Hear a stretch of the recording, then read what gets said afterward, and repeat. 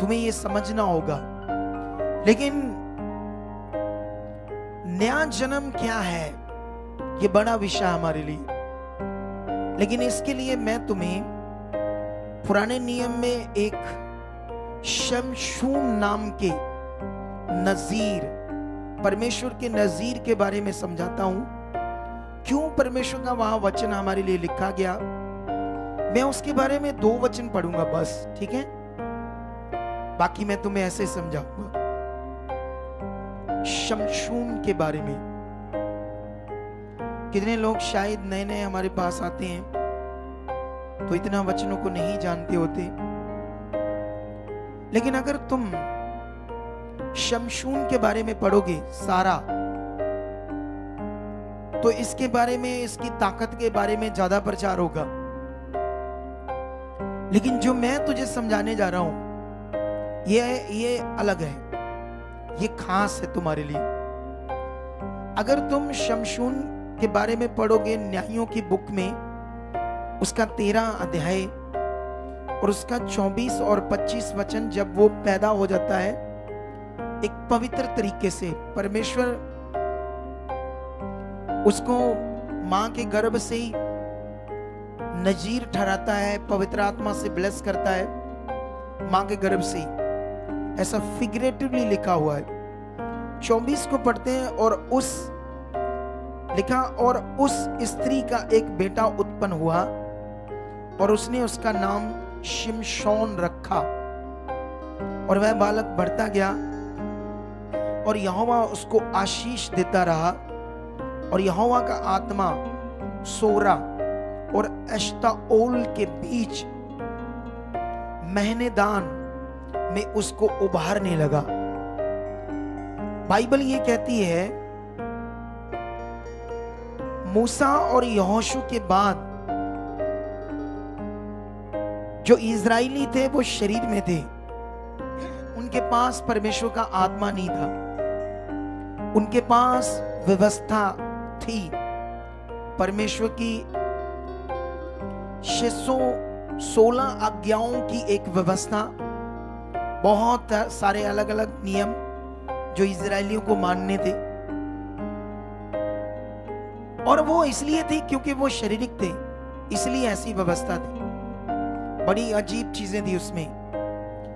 लेकिन बाइबल ये कहती वो बिना आत्मा के शरीर में जीते थे और शरीर की बातों से रिलेटेड उन्हें एक व्यवस्था दी गई थी। उसमें कुछ बातें नए नियम की भी थी, बहुत थोड़ी, बाकी सारी आने वाले नए नियम में वो नहीं चाहिए थी, ऐसी ऐसी व्यवस्था दी। लेकिन बाइबल में लिखा वो हमेशा ही आगे पीछे होते थे और परमेश्वर उनके लिए न्याय खड़े करता था, उनके लिए, ताकि उन्हें बताए, उनके लिए लड़े, ताकि उन्हें बचाकर रखे दूसरी जातियों से। और उनमें से एक शिमशोन भी था। लेकिन बाइबल में लिखा जब वो बढ़ रहा था, और क्या होता है 14 अध्याय में वो एक स्त्री को देखता है जो फिलिस्ती है, अपने घर वालों को कहता है उससे मेरी शादी कराओ। रास्ते में एक वाकया होता है जो पढ़ते हैं हम, 14:5 में लिखा, तब शिमशोन अपने माता पिता को संग ले तिम्ना को चलकर तिम्ना की दाग की बारी के पास पहुंचा। वहां उसके सामने एक शेर गर्जने लगा, जवान शेर। तब यहोवा का आत्मा उस पर बल से उतरा, और जब भी उसके हाथों में कुछ ना था तो भी उसने उसको ऐसे फाड़ डाला, शेर को, जैसा कोई बकरी का बच्चा फाड़े। अपना ये काम उसने अपने पिता या माता को ना बतलाया। हालेलुया। अब मैं तुम्हें बताना चाहता हूं यहां, अगर तुम पूरा शिमशोन के बारे में पढ़ोगे तो वो फिलिस्तियों से लड़ा और इजरायलियों को बचाता रहा। खुदा का आत्मा उसमें बहुत बल से, ताकत से काम करता था। लेकिन जब इसको ध्यान से समझोगे, शिमशोन को, इसके जीवन को, तो ये बहुत सारी चीजें वचन से बाहर कर रहा था। शरीर में, जबकि इतना बल से आत्मा उसके अंदर काम कर रहा था। परमेश्वर ने उसे ठहराया था अपने लोगों के लिए, लेकिन ये बहुत सारी ऐसी चीजें कर रहा था जो शारीरिक थी, परमेश्वर की इच्छा से बाहर थी। कितने लोगों को बात समझ आ रही है? जब आप देखोगे इसको, इसकी जब शादी हो जाती है फिलिस्ती लड़की से, तो उनके बीच में इसका थोड़ा सा झगड़ा हो जाता है। ये अपने ससुर से कुछ बातों से नाराज हो जाता है, गुस्से हो जाता है, और ये 300 लुम्बड़ियों को पकड़ता है और पकड़कर दो दो लुम्बड़ियों के पूंछों को आपस में बांधता है और बीच में एक मशाइल, और उस मशाइल में आग लगाकर जितने भी फिलिस्तियों के खेत थे, खड़ी फसलें थी, कटनी का टाइम था, फसलें पकी हुई थी, लुम्बड़ियों को जब छोड़ देता है, उनको बोलो 1 घंटा बंद कर दो मशीन। ध्यान दो इधर सारे लोग।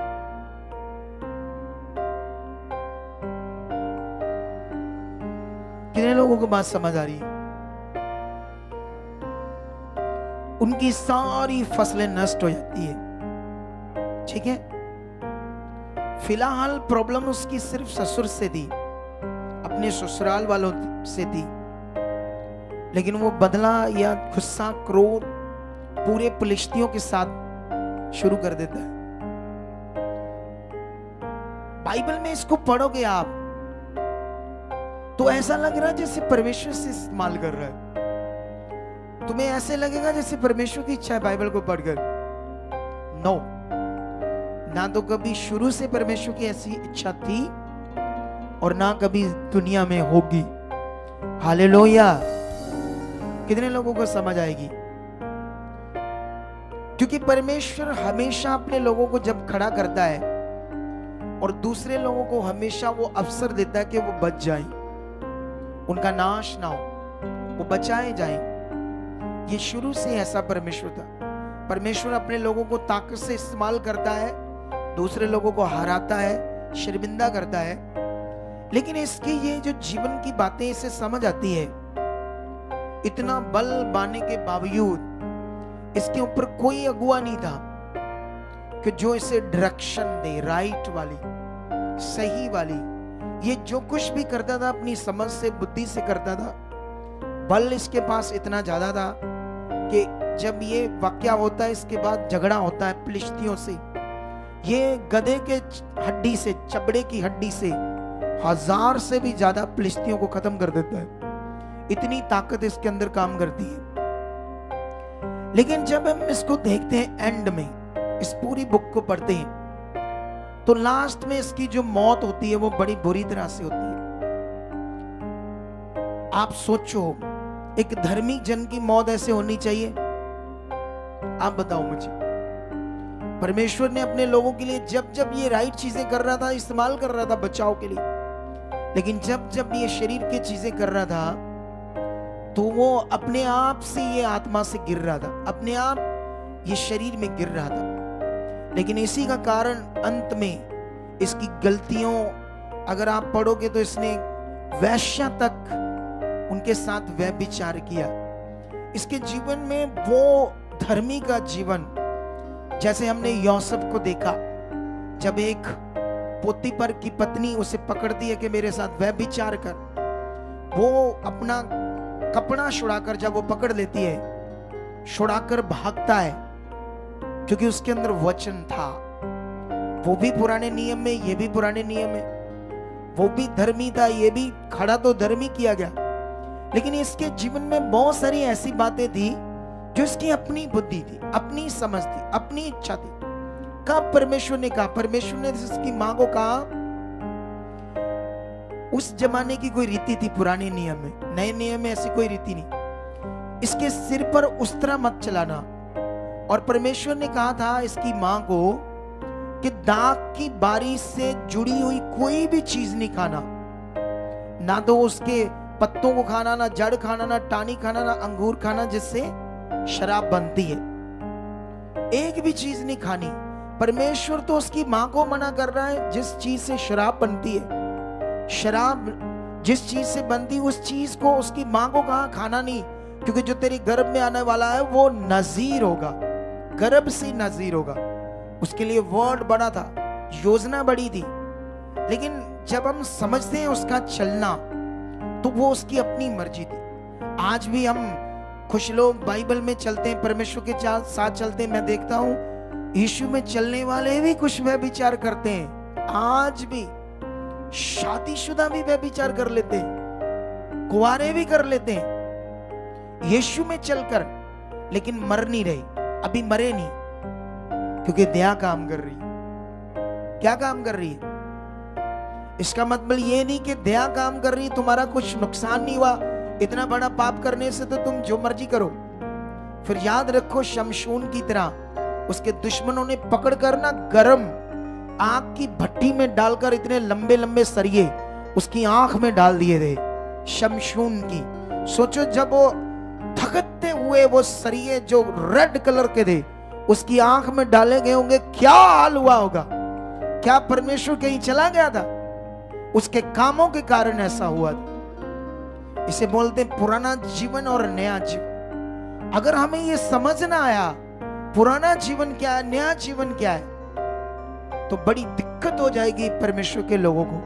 मैंने इसीलिए थंबनेल में लिखा, आज तुम कितना चाहते हो परमेश्वर से, कितना चाहते हो परमेश्वर से। जितना चाहते हो ले लो, उतना खुदा देगा, लेकिन क्या करना पड़ेगा ये तुम्हें समझ रखनी पड़ेगी। अगर तुम्हें फॉरेन जाना है, आज तुम्हें फॉरेन जाने की गवाही देंगे, कितने पापड़ बेलते हैं, कितना ध्यान रखते हैं कोई मिस्टेक ना हो जाए मेरे वीजा लगने में। ओहो हो, कितने दिल्ली जाना पड़े, रात रुकना पड़े, वहां जाना पड़े, यहाँ ये पेपर वो पेपर, इतना ध्यान फॉरेन जाने का, कहीं मिस्टेक ना हो जाए, मेरा वीजा लग जाए कनाडा ऑस्ट्रेलिया कहीं पर। इतना ध्यान फॉरेन जाने में, क्योंकि वहां फायदा मिलेगा, काम करेंगे, पैसा आएगा। और जीवन से बढ़कर क्या है बताऊं मुझे? हालेलुया! कितने लोगों को समझ आ रही है? मैं बोल रहा हूं जीवन से बढ़कर क्या है? तुम्हारा पैसा, तुम्हारी कोठियां, तुम्हारा घर, तुम्हारा सोना, तुम्हारी चीजें तुम्हें बचा नहीं पाएगी।